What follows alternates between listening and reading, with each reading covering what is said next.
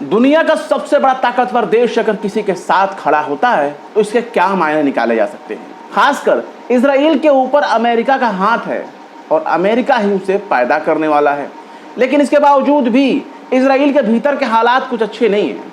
Israel के भीतर के जो हालात हैं वो तबाही मचाने वाले हैं, जो ये दिखाने के लिए काफ़ी है कि हमास से ज़्यादा ख़तरनाक अगर इजराइल के लिए कुछ बन गया है तो वो है हिजबुल्लाह। लेबनान का हिजबुल्लाह इजराइल और अमेरिका के लिए नासूर बन गया है, और सिर्फ इजराइल अमेरिका के लिए नहीं, तमाम पश्चिमी ज़ायनिस्ट देशों के लिए लेबनान का हिजबुल्लाह बहुत बड़ा ख़तरा बन चुका है। लेबनान का हिजबुल्लाह इजराइल के भीतर इस हद तक तबाही मचा रहा है कि इजराइल में 22 इजरायली सैनिक मारे गए, कर्मचारी मारे गए, और इजराइल के लिए सदमे वाली खबर यह है कि उसके 74 लोग घायल भी हो गए।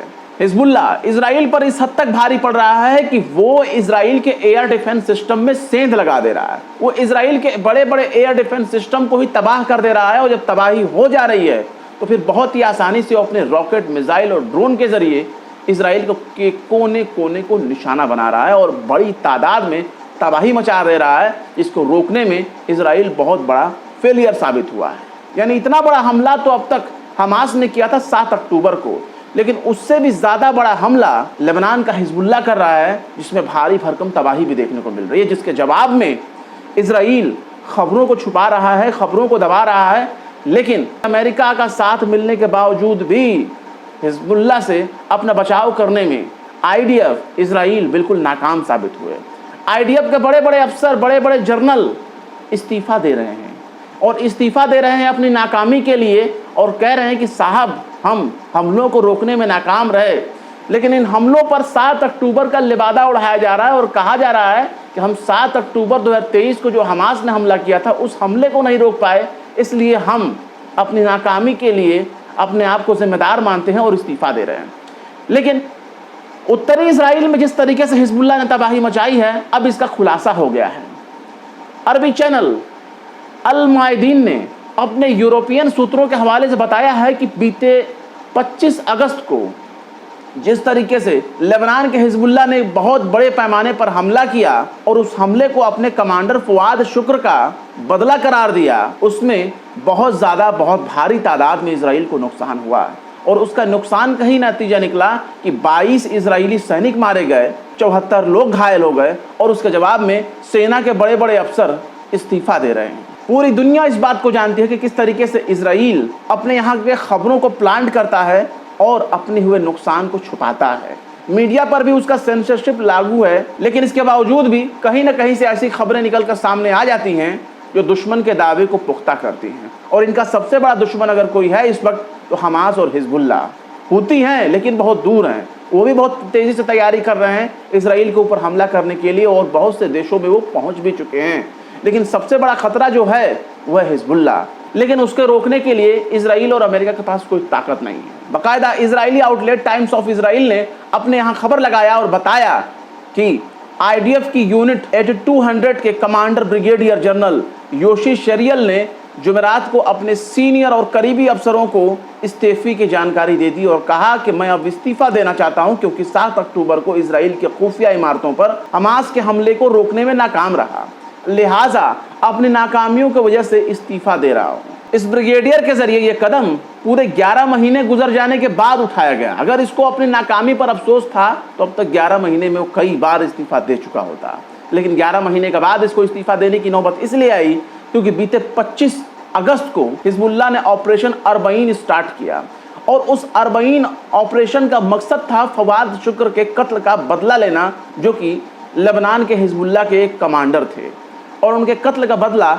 उसने बहुत भारी भरकम हमले के ज़रिए अंजाम दिया। और जब हमला को अंजाम दिया तो इजराइल के सेना के जो भी मिलिट्री बेस थे उनके ठिकानों पर हिजबुल्लाह ने ताबड़तोड़ अटैक किया, जिसके बाद भारी संख्या में कैजुअलिटी देखी गई और बहुत बड़ी तादाद में इजराइल को नुकसान पहुंचा। इजरायली सेना त्राहिमाम करने लगी। जैसा कि आप देख सकते हैं कि अल मायदीन ने बताया है कि हिजबुल्लाह ने इजराइल की यूनिट 8200 के ग्लीलोड बेस और आइन शेमर एयर बेस को निशाना बनाकर बहुत बड़ी कामयाबी अपनी हासिल की थी, और उस वक्त दावा भी किया था कि हमने बहुत बड़ा हमला कर दिया है। लेकिन अब सूत्रों ने बताया है कि ऑपरेशन अरबईन नाम से जो चलाया गया था हिजबुल्लाह के जरिए, उस ऑपरेशन में इजरायली खुफिया यूनिट के 22 लोगों की मौत हो गई और 74 जख्मी हो गए। इस हमले के बाद इजराइल ने दावा किया था कि इससे कोई बहुत बड़ा नुकसान नहीं हुआ। उसने दावा किया था कि आयरन डोम ने उनका बचाव कर लिया, बहुत बड़े बड़े एयर डिफेंस सिस्टम ने हिजबुल्लाह के हमले को नाकाम कर दिया, लेकिन ऐसा नहीं था।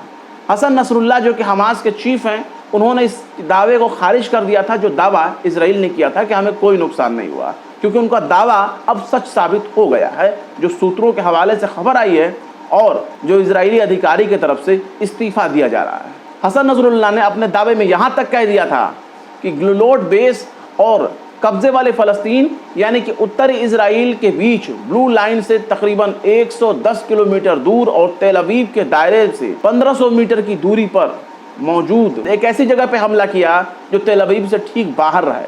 हसन नसरुल्लाह ने उस वक्त ये भी दावा किया था कि पहले दौर में जो हमला किया गया उसने उत्तरी कब्जे वाले फ़लस्तीन में साइट और बैरकों को निशाना बनाया। लेकिन अगर गजा के हालात देखी जाए तो गजा में 41,000 से लोगों की हलाकत हो चुकी है। अभी ताज़े हमले में इजराइल ने एक स्कूल पर हमला कर दिया जिसमें 40 लोग हलाक हो चुके हैं। स्कूल पर किए गए इस हमले की संयुक्त राष्ट्र ने भी निंदा की है। जैसा कि निंदा वो शुरू से लेकर आज तक वो निंदा करता आया और उसके निंदे का कोई भी रत्ती भर असर इजराइल के ऊपर पड़ता नहीं है।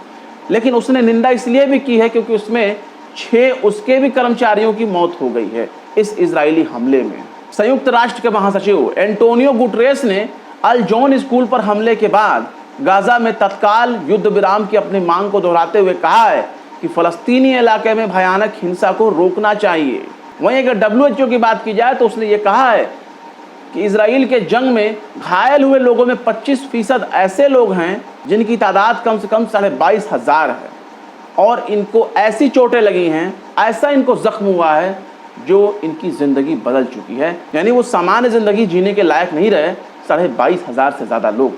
पर अफसोस दुनिया टुकुर टुकुर देख रही है, पर जो हथियारबंद संगठन है मिडिल ईस्ट में वो खामोश नहीं है, वो अपनी तरह से जंग लड़ रहे हैं, मुकाबला कर रहे हैं। उनको अमेरिका और इजराइल ने आतंकियों की सूची में डाल रखा है। लेकिन याद रखिए, आतंकियों की सूची में तो अफगानिस्तान का तालिबान भी है, लेकिन उसने अमेरिका की ईंट से ईंट बजा दी, अमेरिका को वापस भागने के लिए मजबूर कर दिया। और रात के अंधेरे में, इतिहास गवाह है, रात के अंधेरे में अमेरिका दुम दबाकर अफगानिस्तान से भागा था। आज नहीं तो कल ऐसा दौर ज़रूर आएगा जब इजराइल भी दुम दबाकर वापस उन्हीं देशों में भागेगा जहां से वो 70 साल पहले फ़लस्तीन में आया था और कब्जा जमाकर एक देश के तौर पर खुद को बादशाह बना बैठा है। और इसकी बादशाहत कभी न कभी तो ख़त्म होकर रहेगी। फिलहाल क्या कहेंगे इस खबर के बारे में? अपनी राय कमेंट बॉक्स में ज़रूर बताएं। वीडियो पसंद आए तो लाइक करें, शेयर करें और बेबाक निष्पक्ष स्वतंत्र पत्रकारिता को सपोर्ट करने के लिए आप हमारे चैनल टाइम्स मेल को ज़रूर सब्सक्राइब करें। और हाँ, बेल आइकन का घंटी वाला बटन दबाना बिल्कुल ना भूलें ताकि हमारे चैनल पर आने वाले नए वीडियो की नोटिफिकेशन आपको फौरन ही मिल जाया करे। फिर मिलते हैं किसी और वीडियो में एक नई खबर के साथ। शम्स तबरेज़ को दीजिए इजाज़त। जय हिंद। अगर अभी तक आपने हमारे चैनल टाइम्स मेल को सब्सक्राइब नहीं किया है तो जल्दी से सब्सक्राइब कर दें और बेल आइकन भी प्रेस कर दें।